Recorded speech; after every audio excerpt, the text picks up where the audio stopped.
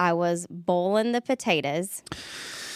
Go ahead. Go ahead. I don't know what she was doing with the potatoes. Boiling. Completely forgot about them. They caught on fire on the stove. Sorry. How does something catch on fire when it's in water? Yeah. All of the water had boiled out of the pot, and then the potatoes caught on fire in the pot. This is Big Dink Energy, the pickleball podcast that's half insight, half nonsense, and all entertainment. If you love pickleball, don't take yourself too seriously and think a little trash talk makes the game better, welcome home. This is the place where life and pickleball intersect. We celebrate the chaos, call out the nonsense, and put the fun back in dysfunction. You're either in or you're out. And if you're still listening, you're in. So let's go. Big Dink Energy starts now. I stay out too late and I got nothing in my brain. That's what people say, but not about this podcast. This is the Big Dink Energy podcast coming to you right now. Gobble, now listen. gobble, gobble. Okay. There we go. Yeah, thank you. Play that if you're going to catch turkeys out there. Play that on repeat. Listen, this episode is brought to you by the Pretty Pickleball Company. We love them, and they're coming in hot for this Thanksgiving week with something special. We can't spill all the tea yet, but let's just say your court style is about to level up. Be sure to check out their socials at Pretty Pickleball Company for the new drop, the colors, the chaos, all your fit, all your drip, and all the holiday pretty headed your way. Because if you're going to serve sass on the court, you might as well look good doing it. I'm so excited to see this stuff. Yes. It's going to be awesome. I love what they do over there. They've got so many amazing things going on over there. Yeah. All right. So it's the week of the biggest cooking time of the year. Valentine's Day. And Paddle Princess. I wanted to talk about kitchen fails. So not kitchen pickleball or kitchen pickleball? No, kitchen as in cooking. Oh, okay. I have a pretty interesting one for Thanksgiving time frame. When my husband and I were newly married, it was just him and myself, my daughter, and he had one of his Air Force buddies come over, and I was cooking Thanksgiving supper for everybody. Mind you, I am not a good cook at all. It's horrible, and I know I'm about to get made fun of a lot for saying this, but I was boiling the potatoes. Go ahead. Go ahead. She's not saying bowling, people. I don't know what she was doing with the potatoes. B-O-I-L. Boiling the potatoes. Boiling. Boiling But the I just said potatoes, as boiling. we heard. Okay. I was boiling the potatoes, completely forgot about them. They caught on fire on the I'm stove. sorry. I forgot that I was cooking. How does something catch on fire when it's in water? Yeah. All of the water had boiled out of the pot, and then the potatoes caught on fire in the pot. It was a whole thing. And so then my husband, all of the stores were closed. We lived in Cheyenne, Wyoming. All of the Albertsons, everything was closed. So my husband and his friend went to all of the gas stations, and they bought the TV dinners that had mashed potatoes in them. And we scooped out the little mashed potatoes from the TV dinners so that we would have some kind of mashed potatoes for Thanksgiving. So that's probably how it got started, because remember when we had a pool party and I said you need to bring... We're thinking small scale. Yeah, so I said, hey, you could bring charcuterie. And your husband went to a gas station and bought a Lunchable. Uh-huh. Yes. So maybe that's where his gas station shenanigans And we were began. starving. Maybe. Like little tiny round ham has never tasted so I good. was like, that's not charcuterie. He was, well, in his defense, I didn't tell him for how many. I just said, Charcuterie means It means more than one. more than one. Right. Otherwise, Yeah. So That's one of my favorite Paddle Princess memories. I mean, there's so many. There's so many. Yes. That is definitely one of my favorites. I've also caught hot dogs on fire doing the same thing. And your kid has spilled top ramen and burned pizza rolls. Yes. He... You guys are not going to get on Top Chef anytime We're not. soon. Time. So with the pizza rolls, he meant to put it on 2 minutes, and he put it on for 20, and they were on a plastic plate, and he took it out of the microwave, and the plastic melted all over the floor. And with the ramen, he took it out of the microwave, and the bowl spilled on him, and he got boiling hot water all down his chest and stomach, and he had these big burns. Oh, I mean, my this was a gosh. long time ago, but Happened to my sister, too. it happened a while ago. He doesn't have any scars or anything. It all healed very nicely. But I mean, obviously, I have some pretty big kitchen fails. Yeah, for sure. So I wanted to see if y'all had any that were similar. Well, we didn't, like, for the first couple years of our marriage, our stove was for all intents and purposes, a storage location. Okay. I don't think that stove ever was used in our house. As your mom brought food over or we went over to their house, I know that's where the pots and pans were. They had never been used. We were exclusive to the countertop oven. Yeah. It was just us two, though. Yeah, it was just us two. Yeah, I guess the only fails like I can really think of is like when Guy cooks brisket and says it's going to be done at a certain I time. remember that. It's not necessarily a fail. It's going to be done at Wasn't it, 6. like, 8 now hours it's later? 7. Now it's 8. Okay. And then 10:30 rolls around. Do you want crappy brisket or you want done brisket? I want a Didn't the timeline. smoker turn off? I want a Yes, timeline. yes, that's happened as well. But I want a those are not timeline. fails; those are learning points. Oh yeah. Well, So I remember a whole bunch of hungry people waiting for that brisket to be good. done. Guess what? They got fed though. At 10:30, everyone's like already eating their Lunchable. So I have one that every Thanksgiving I remember it pretty well. I was at my apartment and my pager went off. And that tells you how long ago this was. Aging yourself. So no, pagers back in that day for me was for the SWAT team. So we got a call out and we all showed up to the briefing room and we're doing a joint warrant with the FBI. There's a house in our city that these people had went to Waco and robbed a bank that day. Oh. Yeah, and obviously, I'll always have a job because criminals are dumb. They came right back to the house. Oh, gosh. Right? Someone got their license plate, and it was like they didn't steal a car and ditch it and then get to another second car, go into a parking garage and get another car from there. The airship couldn't see. No, they just drove back to their house. So the FBI got this warrant. Now, there's a little bit of buildup where we're doing all the planning, and it for a federal warrant like that, it takes a little time to wake up a federal judge and get the warrant. But eventually it came. And so this is Thanksgiving Eve that we're doing this. Okay. Yep. And so we make our plans, and we get over to the house. And man, we hit that front door harder than I've ever seen us hit a front door before. We all flowed into the house, and there in the kitchen were these two ladies making and preparing Thanksgiving dinner. The turkey was out, it was ready, it was dressed, it was stuffed, and there's a lot more that went on in the house at that time. I almost shot my own mirror reflection, which is another story.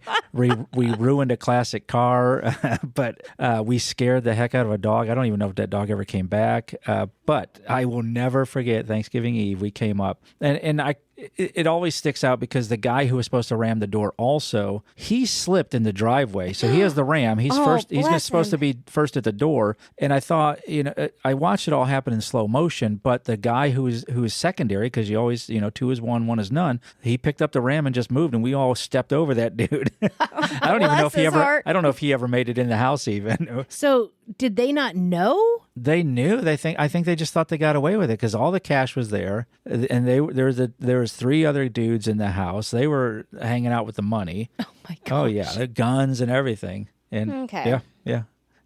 Thanksgiving always has a special place in my heart just from that, because I know that turkey didn't. Everybody went to jail, and we finally locked the house up and secured it, and that turkey just sat there. So I don't know if they ever bonded out. I don't care about that part of it. So I don't know how long that turkey sat there.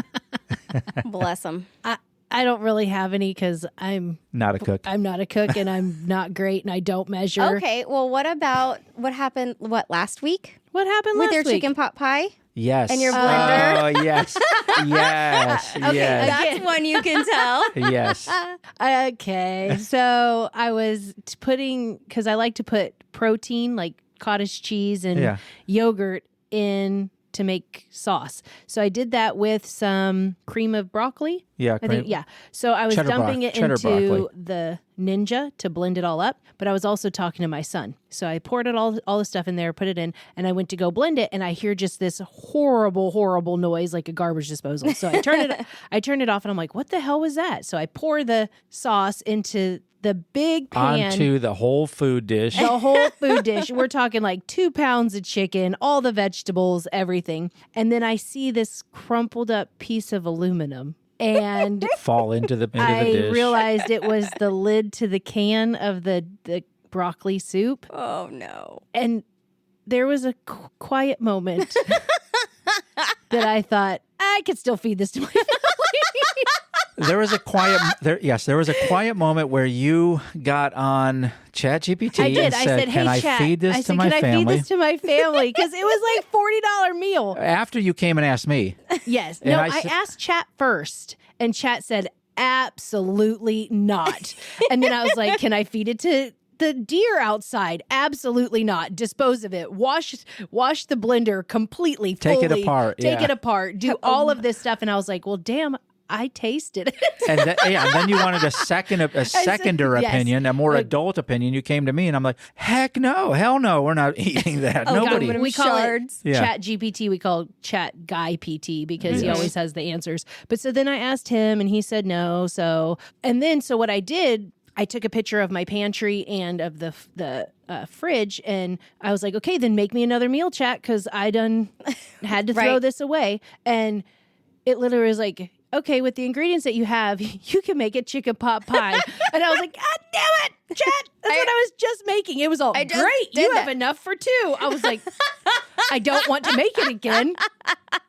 I was like, damn it, Chat. You are not being helpful. Yeah. I was like, Yeah. well, you can't see it. And yeah, so there's. Can't see the I aluminum forgot shards. about that. That was just last week. It was.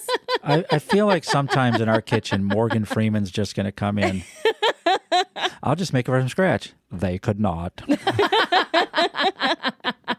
Yeah, so needless to say, I did throw out the whole $50 damn meal and make a whole nother one. Lesson learned, right? This time without aluminum shavings. I'm sure your family really appreciated that.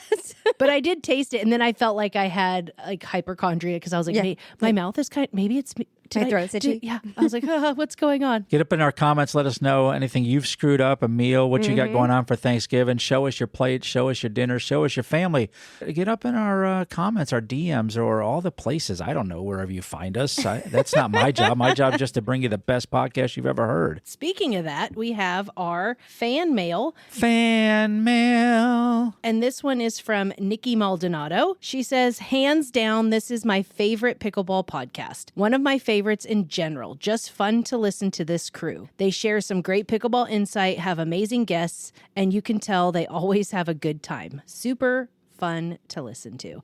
And we love iTunes reviews. iTunes reviews are so helpful for us. So if you have time, please swing on over to iTunes, give us a review. You can also give comments on YouTube and on Spotify. Give us a 5-star. It takes literally half a second. Yeah, you give it to your Uber driver. Give it to us. Yes, give it to us. Thank you, Nikki. Just the tip. Just the tip. Quick pickleball wisdom in and out before you know it. Today's tip is to move with your partner. Think of doubles like a dance. Stay even with each other. Don't wander off and leave gaps. When one moves forward, the other follows. When one moves back, both do.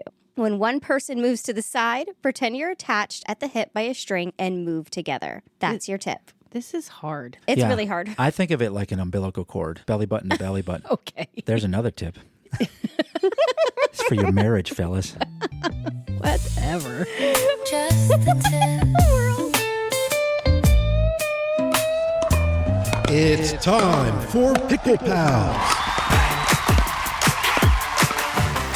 Buckle up wherever you're listening from, even if you're in a yurt. We'll talk about that. So today's guest runs one of the most respected pickleball shows in the game. I have to say that for sure. He's been featured in a Hollywood documentary about billionaires battling over our sport, and plot twist, he does it all from a yurt in the middle of nowhere with his wife, Karen. He's the voice of the 50-plus pickleball community. I'm a champion of that, too. The guy who's interviewed everyone from Super Bowl champs to paddle engineers, and somehow he's made senior pickleball sound way cooler than it has any right to be. So, Sleeves, Mr. Sleeves, I don't know what you want to go by today, Mike, but you tell us. Sleeves is fine. Sleeves. Okay, well then that obviously leads to the first question. Tell us about Sleeves. Yeah, so my last name is Sliwa. Curtis Sliwa out of New York is the guy who started the Guardian Angels. My name is spelled the same way. He pronounces it Sliwa, but I've always pronounced it Sliwa. I'm a Polish heritage, and so my nickname's always been a play off that, Sleeves, and it just rolls off the tongue a little better than Mike's Senior Pickleball Report. Sleeves, Senior Pickleball Report. Yeah, I People like remember it. the name. Yeah. So. Do you get to ride with the Hells Angels with having that last name? No. Just kind of slip in. I mean, they probably would notice, right? Right. Okay, that you really segued us into the Senior Pickleball Report. Tell us a little bit about that, how'd that come to be and what it's all about. Yeah, so in 2022, I decided, like anybody who'd been playing pickleball for like 3 months, I was going to start a podcast because I know nothing about the game. And I had a buddy who I had done video production with for years, and he was running a sort of a news channel where he'd take different pieces of news and sort of a Huffington Post type thing, but kind of benign news. And he wanted to drive traffic to it. So I said, I'll start a pickleball channel. And then people started sending me stuff because this is pretty early on. There wasn't a ton of content out there like there is now. And, started getting some paddles. And 4 months into it, I got called by a Hollywood producer and asked if I would be willing to be in this movie about the tour wars. So things happened pretty quick. And I'm like, well, I'm kind of stuck in this now. I guess I'm going to do this. And here I am coming up on 4 years. So yeah. Well, okay. So I really feel personally attacked in that first part where you're like, been playing for a little while and then you just start a podcast. So thank you for that. But it was so natural for us because like you, we saw a gap too, because so many of the pickleball things out there, they follow the tournaments and follow the big names. So where's the rec player coming in? What do I need to know as a rec player to get into this and how to have as much fun as possible? So absolutely love that. So what have you seen challenge wise, I guess, in the older versus the younger community? Or have you seen kind of the same thing we have where it's like, it's just a great blend of everybody. It's kind of a mixing pot out there in the pickleball courts. Yeah. I mean, I did pick a niche that is in, the age group of 50 plus, which the argument was in the beginning is like, why are you starting a channel where your audience doesn't know how to use the internet? And I'm like, oh, well, yeah, that's a good point. So that's been interesting to kind of deal with not only living in a yurt off grid and not having the ability to always just instantly post something or upload something, but dealing with an audience that really is sort of the foundation of the sport in the seniors. And I don't think they get a lot of love. And so it's been a nice mix. I don't exclusively just interview seniors. I interview, entrepreneurs and people who are trying to make a space in this game. And so it's been all walks of life and everybody's been super welcoming to me. And I've gotten to meet some really cool people out of it. And like you said, it's a big community, whether you're an open player or a senior player or a rec player or a pro player. And I've talked to them also. You mentioned the documentary already, the Dream Breaker. Tell me a little bit about that. What were they trying to get from that? Yeah, so I was contacted by Ashley Underwood, who's married to Larry David. Oh, okay. And she said, I've done some production work in the past. I've worked with Sacha Baron Cohen on some of the Borat stuff. I met a guy who was writing an article about kind of the tour wars of pickleball and pickleball in general. I was just writing about pickleball in general. One of the first people to write about it. Yeah.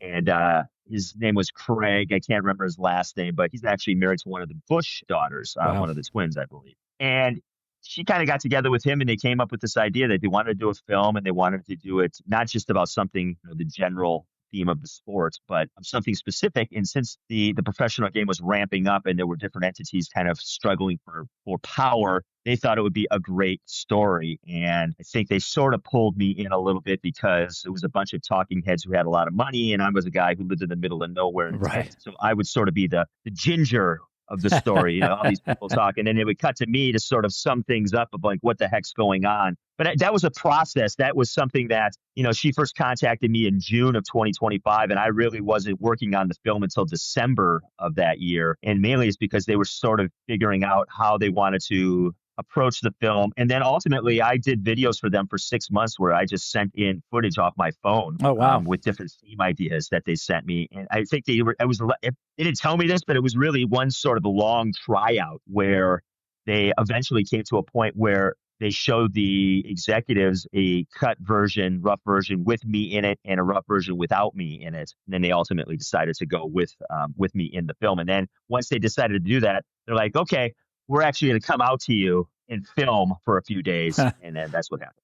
So was that a big thing in the area where you're living, the whole production and all that? Yeah, I live in a community of about 13 people on a roughly 20 acres. And there's a reason people live in the middle of nowhere by themselves because they don't like visitors. Yeah. Let alone movie crews. So they had strict sort of guidelines of to sort of just stay with me, stay on the property Yeah.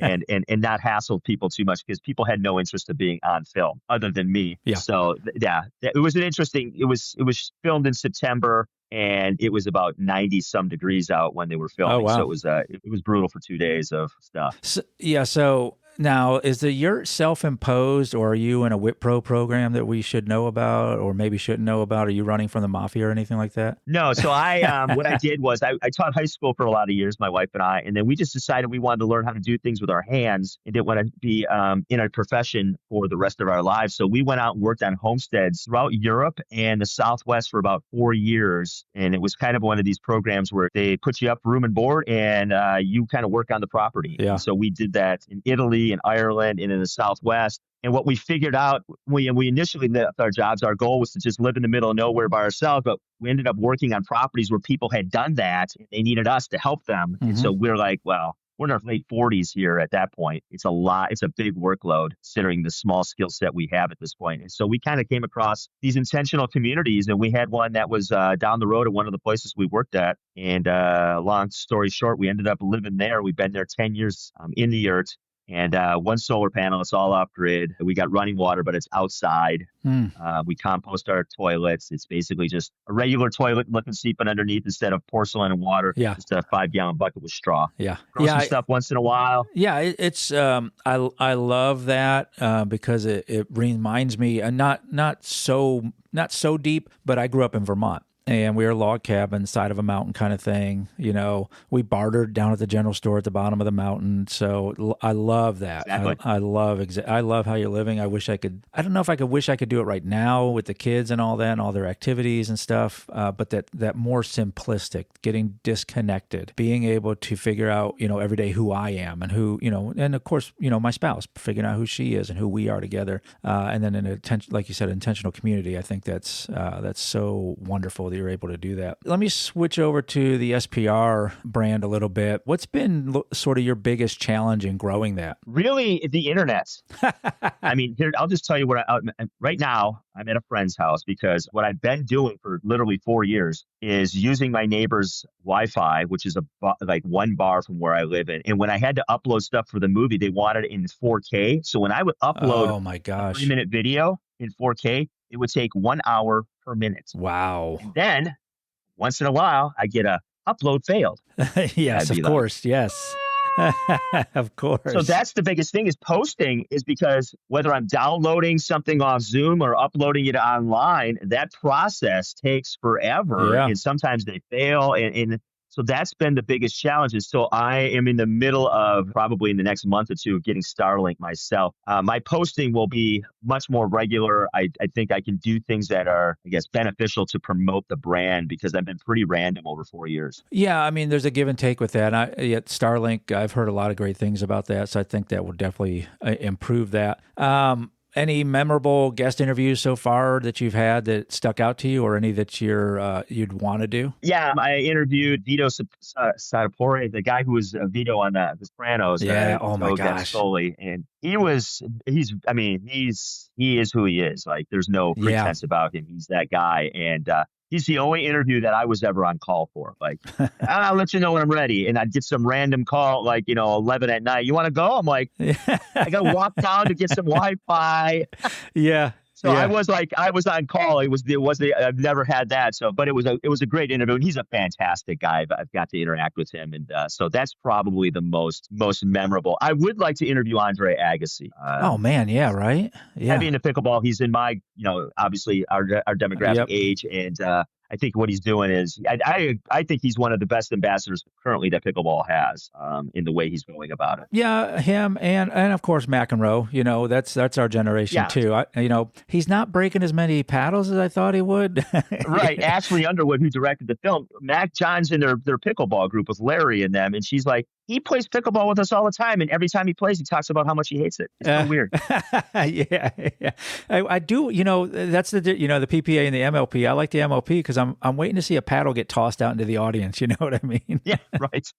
A lawsuit. Yeah, for sure. So, future for SPR, anything that you're doing, what's going to be some of the things on the horizon? for me, once I get my internet straightened out here, I want to do a lot more things live. Yeah. Okay. I play in a courts that we call the world's worst pickleball courts, and they are 6 miles from my house, and they are from 1970 tennis courts, which have never been resurfaced, which are full of cracks. And Nice. I think it's kind of we have a very cool, unique group, because if you live out here and you play pickleball, you're an oddball to begin with. So I think Yeah. I'd like to do some live feed stuff from there. That'd be awesome. And then also, because I'm working in partly doing some travel stuff too with pickleball, maybe doing some, again, with the live thing, doing some live stuff for some of the cruises that I will be doing maybe next year. So that just to be more, more, I guess, more present on the screen and having my face up there more often and not so random. Yeah, I love it. I love it. I think you're going to figure that out. We love following you. I follow mainly for the hair and all the hair care tips.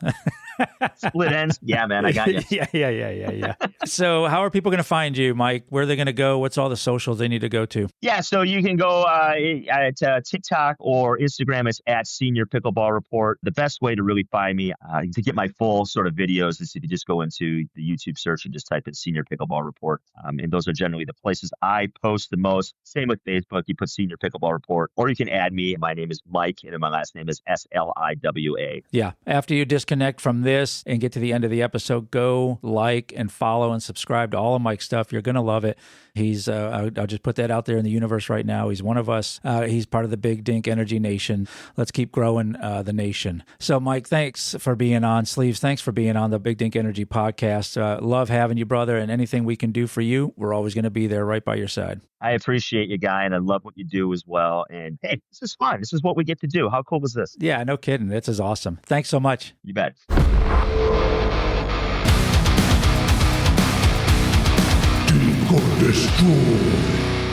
Yes. Dink or Destroy. Something we say thumbs up, thumbs down to. What you got? Well, since it is Thanksgiving week, I figured we could Dink or Destroy you doing that again. Right? I don't know how to do I I can't do a pilgrim sound, so that's about all you get. So I thought we would do No, that's not Black Friday shopping. So are we still doing this, or did Amazon kill the thrill? Dink or Destroy Black Friday shopping. Black Friday, thumbs up, thumbs down. So for me, the original Black Friday was like a sport. Like, it was so much fun. Like, you would go at 3 a.m., you'd put your hoodie on, you'd mentally prepare to throw down if you had to, just to get your $29 DVD player. But I mean, it was also like you'd share coffee from your thermos, you'd stay out at Best Buy. Like, it was super fun to get these deals. And I just don't know if it has that anymore. It's more like enter your coupon code. Oh, that's expired. Like, that's Black Friday now, it seems I like. agree. Yeah. So I just don't know. Like, are we still doing it? Well, you brought up the Black Friday. Is it just Amazon killing it? But Amazon has Cyber Monday right after that, right? So And all the Black they're Friday pretty deals similar. are like starting now. Right. You know, and it's Yeah. like, I remember it just used to be like you'd get the newspaper and it was just so exciting, and we would just go out and have such a great time. Now my sister and I do Black Friday shopping, and we just go at like 11 and we go eat lunch, and then we have coffee, and then we just stay out away from the family. Yeah. It's so nice. Such a touching moment. Yeah, it's nice. Yeah, so I'm gonna let's your side, Paddle Princess. Okay. I already know this. Oh one. gosh, she's a mess. We know this. Oshkosh bagosh. Black Friday for me is an event.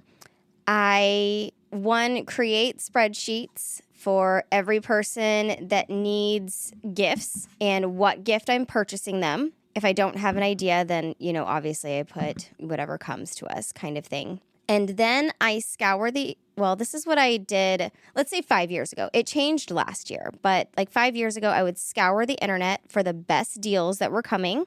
I would also scour for early bird specials, because like Best Buy, Wilson's Leather, other stores, they would... Hold on, stop. The only person keeping him in business. Let me tell you a little sidebar.